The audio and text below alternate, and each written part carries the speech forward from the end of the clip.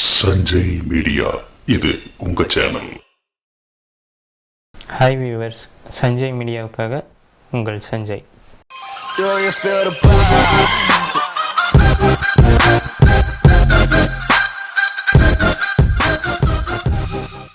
இன்றைக்கி இந்த வீடியோவில் என்ன பார்க்க போகிறோன்னா, டிஷ்வாஷ் லிக்விட் எப்படி மேனுஃபேக்சர் பண்ணுறது அப்படிங்கிறத பற்றி பார்க்க போகிறோம். நாங்கள் ஏற்கனவே இந்த ஃபீல்டில் இருக்கிறதுனால நாங்கள் யூஸ் பண்ணுற ஒரு ஃபார்முலாவை இப்போ உங்ககிட்ட ஷேர் பண்ண போகிறோம். மேலும் அடுத்தடுத்து வர வீடியோவில் இந்த மாதிரி நிறையா ஃபார்முலாஸை ஷேர் பண்ணுறோம். நீங்கள் வீடியோஸ் பார்த்துட்டு சப்ஸ்கிரைப் பண்ணாமல் போயிட்டீங்கன்னா நாங்கள் போடுற யூஸ்ஃபுல்லான வீடியோஸ் உங்களை ரீச் ஆகாது. அதனால் இந்த வீடியோவுக்கு போகிறதுக்கு முன்னாடியே எங்கள் சேனலை சப்ஸ்கிரைப் பண்ணிடுங்க.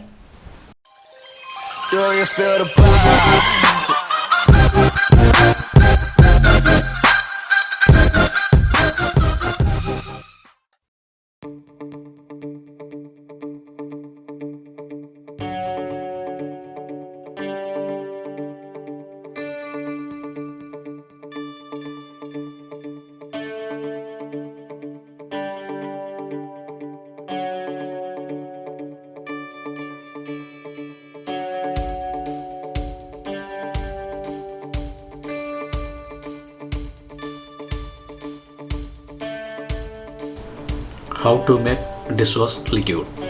டிஷ்வாஷ் லிக்யூட் எப்படி செய்கிறது அப்படிங்கிறத பற்றி இப்போ இன்றைக்கி நம்ம பார்க்கலாம். ஃபஸ்ட்டு ஆரோ வாட்டர் எடுத்துக்கங்க. அதில் சோடியம் பைகார்பனேட் அதை உள்ளே போட்டு கலக்குங்க. நல்லா மிக்ஸ் பண்ணுங்கள்.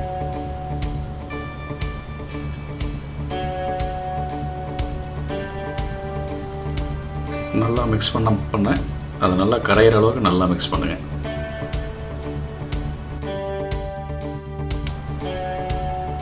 அடுத்ததாக சிட்ரிக் ஆசிட்டை இந்த சோடியம் பைகார்பனேட் சொல்யூஷனோடு சேர்ந்து கலக்குங்க. இப்போ கலக்கும்போது பார்த்திங்கன்னா நுரை அப்படியே பொங்கி வரும்.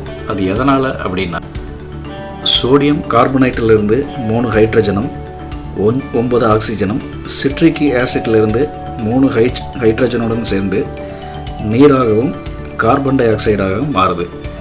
இந்த கார்பன் டை ஆக்சைடு தண்ணியிலிருந்து வெளியே வரும்போது இந்த மாதிரி பபிள்ஸாக பொங்கி வழியுது. இதுதான் இந்த நுரைய வர்றதுக்கான காரணம். நீங்கள் இதை கலக்கும்போது ஒரு பெரிய பாத்திரத்தில் வச்சுக்கங்க. இந்த மாதிரி சின்ன வெசில்ஸில் வைக்கும்போது உங்களுக்கு இந்த கெமிக்கல் வேஸ்டேஜ் ஆகிறதுக்கு நிறைய வாய்ப்புகள் இருக்குது. அதனால் கலக்கும்போதே ஒரு பெரிய பாத்திரமாக எடுத்து அதில் வச்சு கலக்குங்க.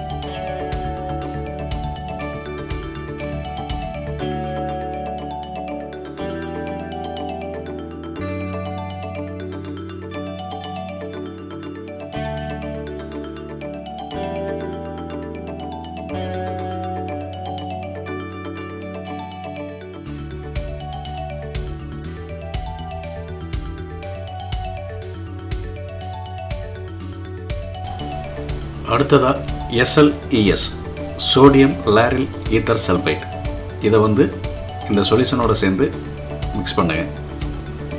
கொஞ்சம் கொஞ்சமாக விட்டு மிக்ஸ் பண்ணுங்கள்.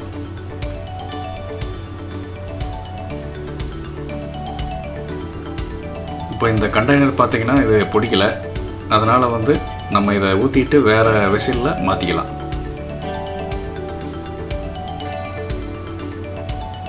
சோடியம் லாரில் ஈத்தர் சல்பைட் இது ஃபுல்லாக ஊற்றியாச்சு. இப்போ பார்த்தீங்கன்னா இந்த கப்பு நிரம்பி வழியுது. அதனால் இந்த பக்கத்தில் இருக்கிற பக்கெட்டில் அதை அப்படியே ட்ரான்ஸ்ஃபர் பண்ணிடுங்க. நீங்கள் தயாரிக்கும் போதே பெரிய கப்பில் எடுத்துட்டிங்கன்னா இந்த பிரச்சனை இல்லை.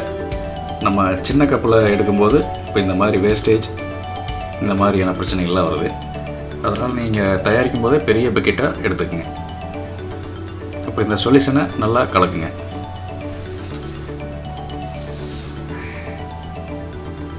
நல்லா மிக்ஸ் பண்ண தான் உங்களுக்கு நல்லா எல்லா கெமிக்கலும் நல்லா பிளெண்ட் ஆகும்.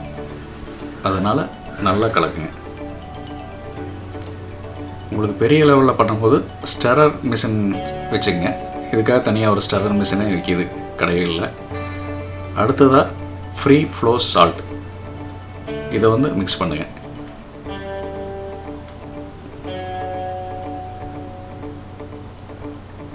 இந்த ஃப்ரீ ஃப்ளோ சால்ட் போடும்போது தான் உங்களுக்கு இந்த கெமிக்கல் ரொம்ப பேஸ்ட் ஃபார்முக்கு ரொம்ப கெட்டி பதத்துக்கு வரும். ஃப்ரீ ஃப்ளோ சால்ட் போட்டு கலக்குங்க. இப்போ கலக்க பார்த்தீங்கன்னா பேஸ்ட் ஃபார்முக்கு அப்படியே மாறும். இப்போ ஜெல்லாக மாற்றுறது இந்த ஃப்ரீ ஃப்ளோ சால்ட்டு தான். ஃப்ரீ ஃப்ளோ சால்ட்டு பார்த்தீங்கன்னா பாத்திரத்தில் இருக்கிற அழுக்கை எடுக்கும். சிட்ரிக் ஆசிட்னுடைய வேலை என்னென்னு பார்த்தீங்கன்னா உங்களுக்கு இந்த எண்ணெய் பசை, எண்ணெய் பிசுகு இதையெல்லாம் எடுக்கும். சோடியம் பைகார்பனேட்டும் அதே மாதிரி தான் அழுக்கு மற்றும் எண்ணெய் பசை எடுக்கக்கூடிய வேலையை செய்யுது. அடுத்ததாக பர்ஃப்யூம் கொஞ்சமாக ஆட் பண்ணிங்க. நிறையா வேண்டாம். நிறையா யூஸ் பண்ணிங்கன்னா பாத்திரம் வாசமாக இருக்கும், அந்த வாசம் போகாது. அதனால் லிமிட்டாக யூஸ் பண்ணுங்கள். சும்மா 1 to 2 ட்ராப் விட்டிங்கன்னா போதும். நல்லா மிக்ஸ் பண்ணிக்கங்க.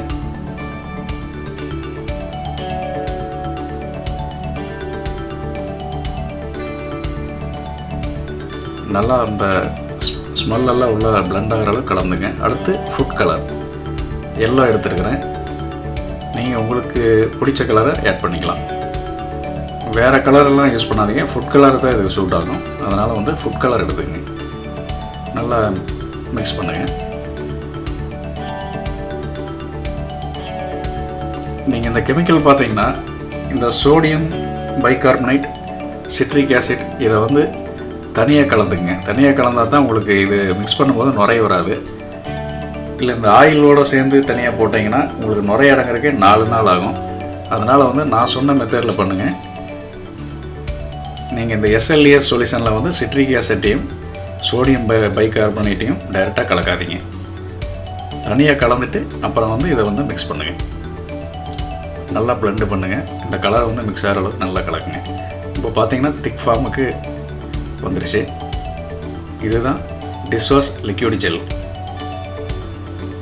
இப்போ இதை இந்த கண்ணாடி டம்ளரில் அப்படியே மாற்றிக்கலாம். இப்போ இது எதுக்குன்னா எவ்வளோ திக்னஸ்ஸாக இருக்குது அப்படின்னு காமிக்கிறதுக்காக தான் இப்போ இதை இந்த கண்ணாடி டம்ளரில் நாங்கள் ஊற்றுறோம். பார்த்தீங்கன்னா ஜெல் ஃபார்மில் ரொம்ப கெட்டியாக இருக்குது. இது கொஞ்சம் ஒரு 4 மணி நேரம் விட்டிங்கன்னா அப்படி டிரான்ஸ்பரண்ட்டாக மாறிடும். இப்போ கொஞ்சம் நுரை இருக்கங்காட்டிக்கு லைட் பேல் எல்லோ ஷேடில் இருக்குது. ஒரு 4 மணி நேரம் விட்டிங்கன்னா கொஞ்சம் டிரான்ஸ்பரண்ட்டாக மாறிடும்.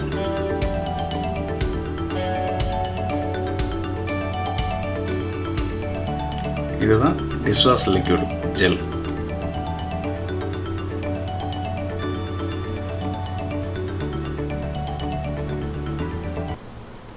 இப்போது நம்ம ஒரு 3 பாத்திரம் எடுத்திருக்கோம். 3மே எண்ணெயாக இருக்குது. இந்த 3 பாத்திரத்தை நம்ம தயாரித்த இந்த டிஷ்வாஷர் யூஸ் பண்ணி வாஷ் பண்ண போகிறோம். ரிசல்ட் எப்படி இருக்குன்னு பார்க்கலாம்.